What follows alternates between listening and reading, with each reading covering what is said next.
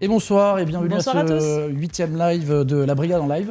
Le sujet de ce soir, quel est-il, Camille? Ce sont les protéines. Voilà, les protéines. Tout ce qu'il faut savoir. Alors, les protéines, qu'est-ce que c'est? C'est une des 3 grosses molécules essentielles pour apporter les calories, pour vulgariser, avec les lipides et les glucides. La particularité des protéines, c'est qu'elles sont composées de plus petites molécules qu'on appelle les acides aminés. À quoi servent les protéines? Les protéines ont plusieurs utilités. Bien entendu, ce qui est très connu souvent, c'est que ça sert à construire et réparer le muscle, ça sert pour les hormones, pour la fabrication d'enzymes, ça sert pour les cheveux, les ongles, ça sert aussi au système immunitaire. Les recommandations officielles du plan national nutrition santé sont de 0,83 grammes par kilo de poids corporel et par jour. Ça, c'est pour une recommandation plutôt minimale. En général, pour un adulte, la recommandation optimale sera plutôt entre 1 et 1,2 grammes. Pour les personnes spécifiques, comme les seniors par exemple, on va augmenter, on passe de 1,2 à 1,4 grammes par kilo et par jour. Donc sur les sportifs, on va être entre 1,4 et 2 grammes par kilo de poids corporel et par jour. Quand vous êtes en perte de poids, vous êtes un petit peu entre le public senior et le public sportif. Quand on est en excès de protéines, qu'est-ce qui se passe? Alors, premier indicateur, c'est tout ce qui va être au niveau digestif. Que ce soit des ballonnements, digestion, voire potentiellement même diarrhée ou autre. Le deuxième point, c'est souvent la fatigue. Le troisième, c'est le dérèglement au niveau macro, sur le déséquilibre nutritionnel. On arrive à aller sur le quatrième et cinquième point qui sont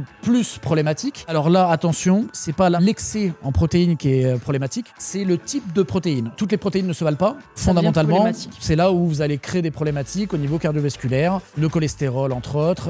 Et le cinquième point, c'est au niveau de la fonction rénale, au niveau des reins. Quelles sont les bonnes protéines? On fait le distinguo entre 2 grands types de protéines, les protéines d'origine animale et les protéines d'origine végétale. Parce que les protéines d'origine animale contiennent tous les acides aminés. Ce qu'il faut limiter, effectivement, ça va être tout ce qui va être produit de charcuterie, avec la salaison. Les protéines végétales, notamment les légumineuses, est-ce que ça peut suffire? Alors oui, ça peut suffire, mais il faut penser à un équilibre qui est d'associer les légumineuses et les céréales. Le soja est un des rares apports en protéines végétales qui est complet. Ça permet aussi de varier les recettes, ça permet effectivement de sortir des protéines animales. Les produits laitiers, il y a du pour et du contre, donc ça reste quand même une base essentielle. En général, on considère que 2 produits laitiers par jour, c'est très bien, entre 0 et 2 en fonction de votre profil. Donc le fromage est très bon parce qu'il apporte beaucoup de protéines, surtout quand c'est des fromages secs, mais très riche en acides gras saturés, donc la recommandation c'est de ne pas dépasser 30 à 40 grammes par jour.